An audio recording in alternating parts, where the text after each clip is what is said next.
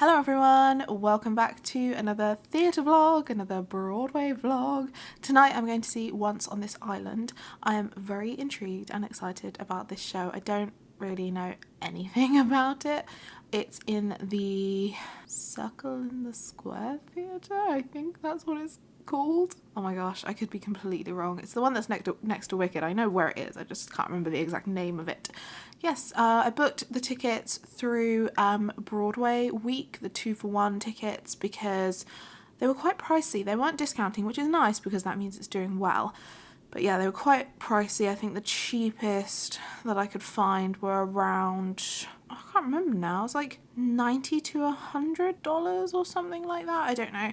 So originally I was thinking I'll risk it and I'll try and do the in-person lottery. I'd been reading quite a lot of success stories from that, but when I was looking at tickets anyway, a lot of tickets on my day were already sold. So I was like, oh, I could risk it, but then I might not get tickets and that would obviously be quite sad. So yeah, when the Broadway 2-for-1 sale went on and I saw Once on This Island was on there, I was on it. You guys probably know my friend Jake didn't want to spend that much for the ticket, which is fair enough.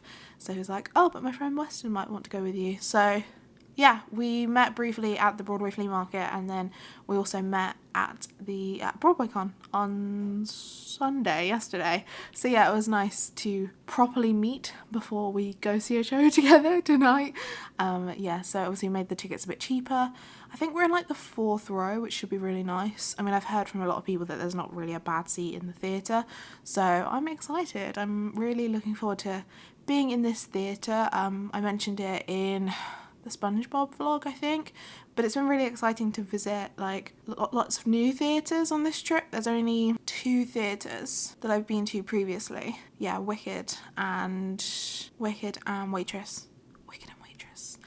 Every other theatre has been new on this trip, so I'm working my way through them. Every trip I'll try and tick off some more new theatres and then hopefully one day I'll have been in them all. That would be nice. I'm about to head out. I just came back to the hotel to have a little sit down and grab my coat because I wasn't wearing my coat today. It was quite a nice temperature and now it's cold. I don't want to be freezing. Don't want to get sick before I go home. Heading out to the theatre and it's only a 1-act show. It's 90 minutes, no interval. So I might speak to you just before the show if I don't feel too awkward, or if not, afterwards. You know the drill.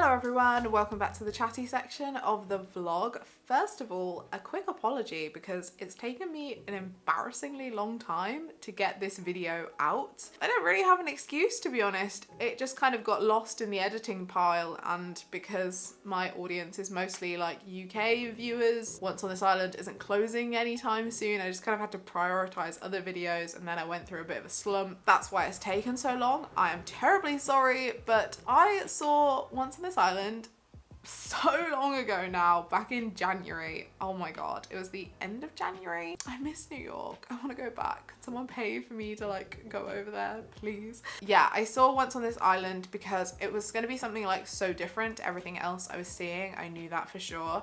And because I'd never been in the Circle in the Square theatre, so not only did I really want to see the show, but I also really wanted to visit the Circle in the Square because I'm trying to tick off like loads of new theatres every time I go over to New York, and I'm so grateful that I'm even able to say that like every time I go to New York. But yeah, it was great. It was so good to visit Circle in the Square. Obviously I've been to the Gershwin Theatre, which is next door to it, quite a couple of times, and I really enjoyed the Circle in the Square. It's so simple. You've literally got the main foyer that you go into, and then is it an escalator down, I believe? Yeah, down into a bar area, and then you're literally in the auditorium. It's crazy small. I really enjoy watching things in the round because it's so rare for me to watch something in the round, and I think for a show like Once on This Island it works perfectly because of the sort of the storyteller setting.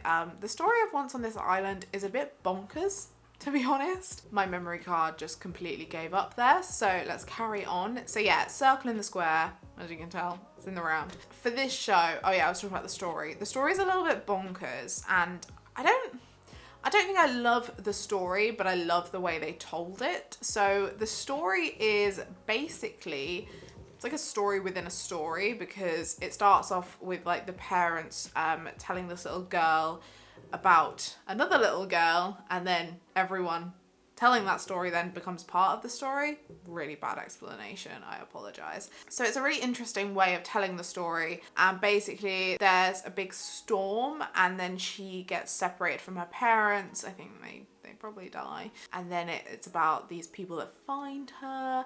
This is going to be the worst description ever. Yeah, it's about the couple that find her and then raise her, and they're very orientated on there being like 4 gods. And so when the child Timoon grows up, she's constantly thinking like, why did the gods let me live?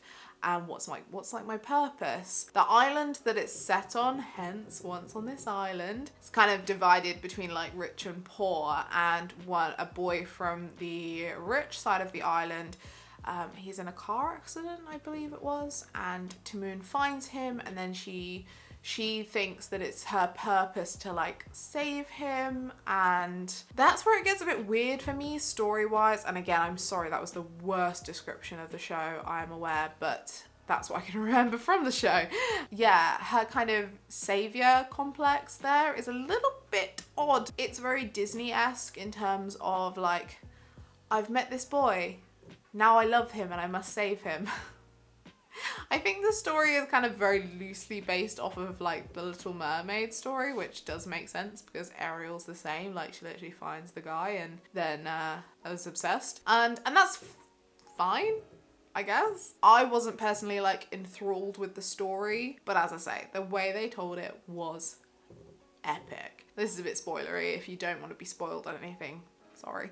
So there's obviously sand everywhere because it's an island. Oh, and quickly, I was making a point and then I got distracted by myself. So in terms of them like telling the story, I think I love the fact it's in the round because it kind of feels like, you know, like a campfire. Like you're all sitting around and listening to the story. That's the tiny point that I wanted to make that I just really loved when I saw it and I was thinking about it. I was like, oh, it feels very together because you could see the other audience members and they could see you, and it was like you were all there listening to this story, and I just loved that. So that's what I was trying to say and got on a weird tangent. Yeah, the way they told the story was just fantastic. So there was sand everywhere, and so you walked in. I can't remember exactly which cast members were like present already, but Alex Newell as Osaka was cooking for the show, and there were goats and chickens and I was shook.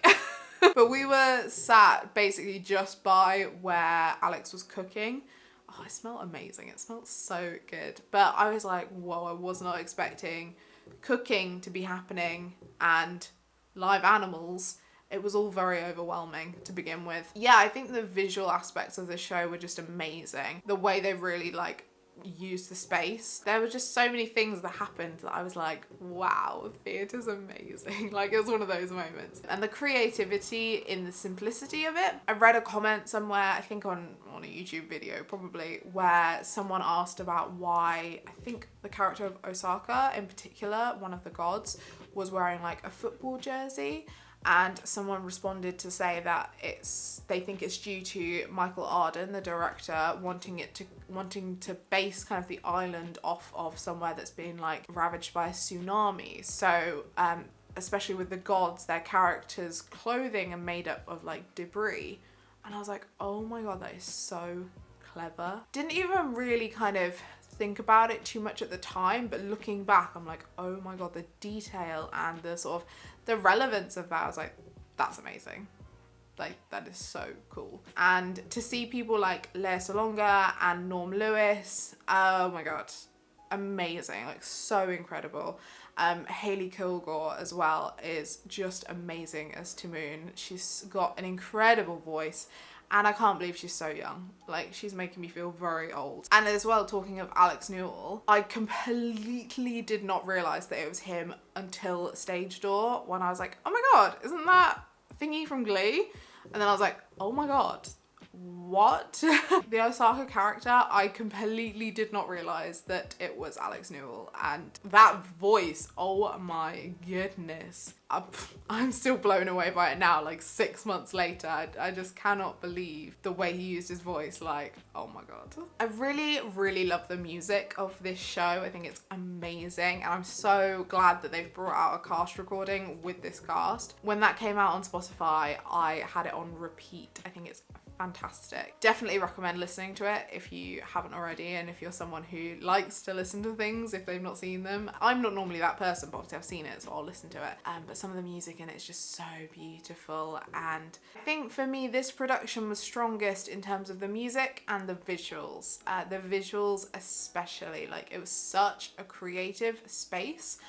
There were so many different elements to it, like literally like sand and water, and I think there was even some fire at some point. I could be misremembering that, but it was just really, really incredible to watch. It felt like the time just flew by, and I think that's kind of a sad but also wonderful thing. Like, you feel like you want to savor every moment of seeing something, but then everything just happens so quickly, and then you're like, oh, and now it's over. But no, I did really enjoy it. But as I say, I'm just kind of conflicted on the story, because even just listening to the cast recording, I can't remember what the song's called now. I'd Trade My Life for Yours. Maybe that's what it's called. That's what it's about, basically. About the character of Daniel, who Timoon falls for.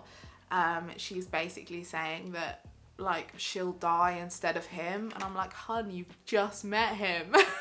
That whole aspect, I'm like, but as I say, it's a really wonderful way to tell the story. It's so, so creative. Just an incredible cast. Really, really wonderful. So I'm really glad that I went to see Once on This Island. I don't think it's necessarily like my favourite show that I saw out of the Broadway shows that I managed to see, but it's something so different that I'm incredibly glad that I managed to see it. And also, I just love this playbill artwork. I just think that is absolutely gorgeous, and it's so fitting for the show. So I would definitely recommend seeing it. I don't think it's going to be for everyone, but I feel like it's kind of one of those visual masterpieces that you should see. And I'm really glad that it won the Tony for Best Revival as well. I think it really deserved that. So as I say, this wasn't my favourite one from the Broadway trip, but it has so many memorable moments visually and like through the cast recording. Like, even after seeing the show, not really having a way to listen to this cast, I had it stuck in my head, and that's always a good sign, I think, when you've got songs stuck in your head and you've got no way of listening to that exact version, that's always a really good thing. So yeah, as I say, I'm very happy to have seen it, very glad to have seen it. Would I rush back to it? Probably not, but that doesn't mean that other people wouldn't, because I know that other people have seen it multiple times, which is fantastic. If you've been able to see Once on This Island, I would love to know your thoughts. Let me know in the comments down below. And if you've enjoyed this video, please give it a thumbs up and subscribe to my channel if you'd like to see more of me in the future. I hope you're all doing really well, and I will see you in my next video. Bye!